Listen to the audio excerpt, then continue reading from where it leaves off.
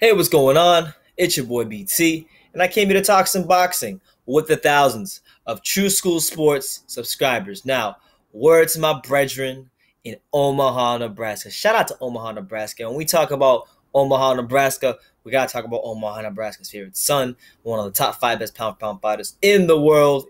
And I don't care what you say, he is Terence Bud Crawford. Now, Terence Crawford, he was in the running for that Manny Pacquiao fight.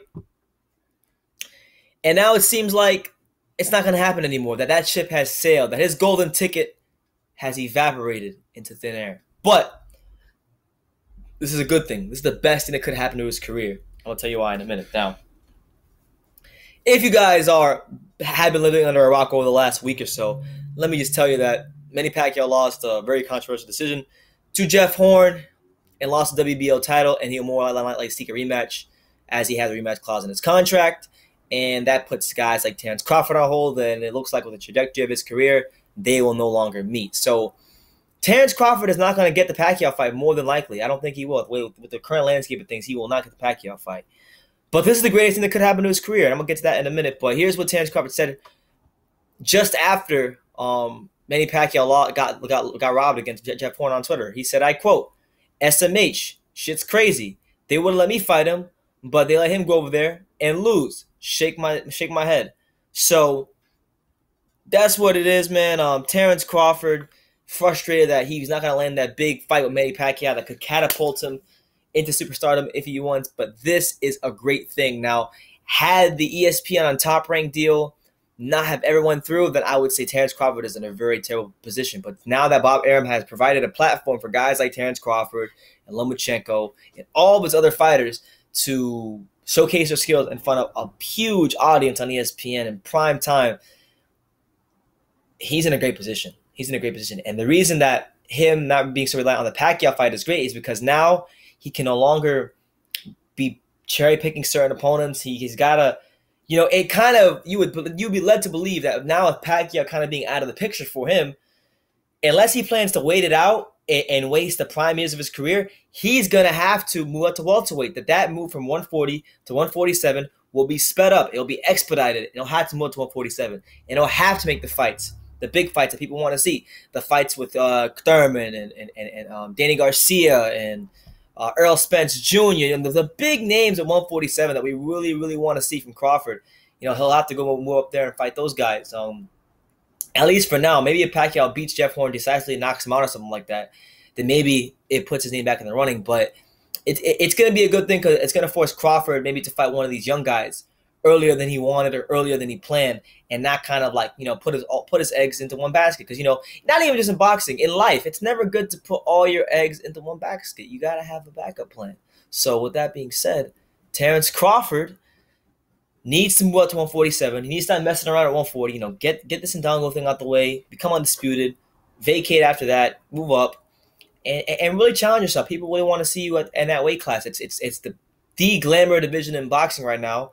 It's the division that people are paying tons of attention to, and people want to see you part of it because you're deemed as one of the top 5 best pound-for-pound fighters in the world, and they want to see those skills put to the test with guys who are unified champions like a Keith Thurman, guys who have been tried and true and tested like Earl Spence Jr. went over to the UK, all right, against Kell Brook, one of the top welterweights in the world, the top welterweight in the world in the eyes of some people like myself and a handful of others.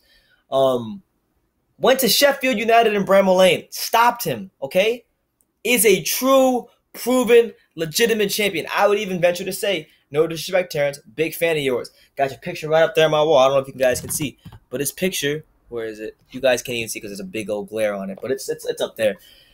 I would even venture to say that his one win against Kell Brook is better than anything Terence did at 140, even if he becomes undisputed. So, there's guys in that 147-pound division, even Sean Porter. These dudes are putting in work, and we want to see if you can display your skills at the highest of levels and show, improve, and validate just why it is that you're a pound-for-pound top 5 fighter, and maybe even back up some of my claims that I think that you could one day become the number 1 pound-for-pound fighter in the world. Now, Terence, I love watching you fight.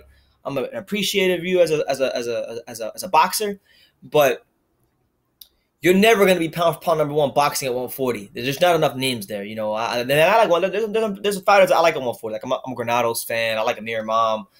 Um, you know, I'm a fan of this fight coming up with Indongo because of all the belts. But you will never, Terence. If somebody has Terence on Twitter, please get this video to him.